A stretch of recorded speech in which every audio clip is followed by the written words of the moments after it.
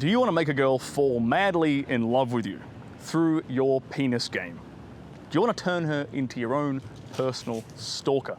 Well, in today's video, I'm going to show you some forbidden sex positions that are going to do exactly that.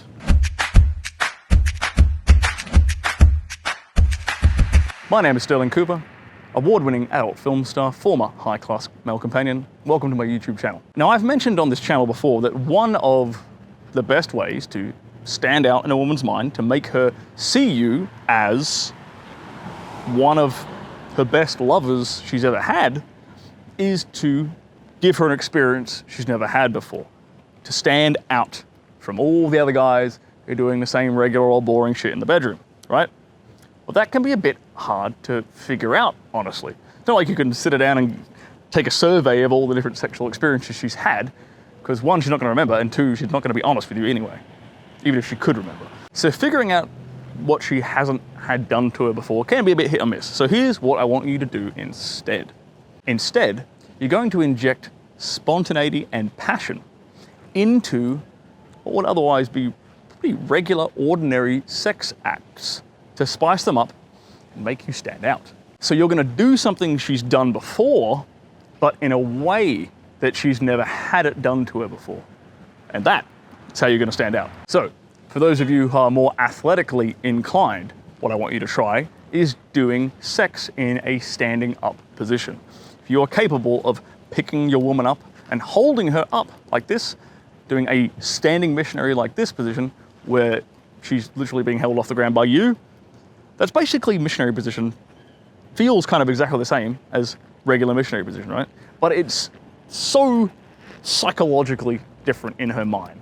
The mental picture she gets when she rewinds, this story back in her own head is going to be totally different. It's going to be a totally different emotional experience for her. Another great twist I like to add in the bedroom is I have mirrors strategically placed in certain spots in my bedroom. What this means is that when I bend her over in doggy style, or when she's on top of me in cowgirl, or when she's leaning back with her head off the bed in missionary position, she can watch herself in the mirror, and she can watch me in the mirror. She can watch herself in the third person, basically.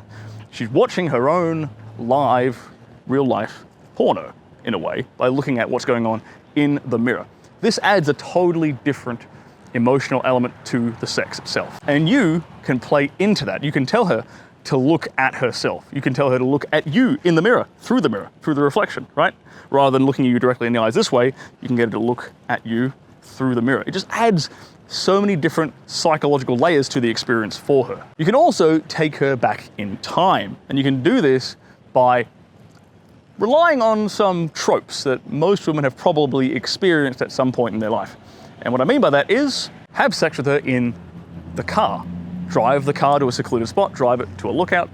Fuck, if you're risky enough, do it maybe in a outdoor cinema, do it at a secluded beach. I don't care where you do it.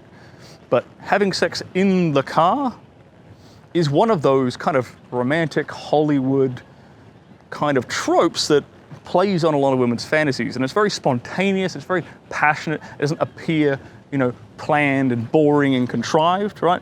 It comes across as very spontaneous, passionate, and in the moment, which are all things which benefit you.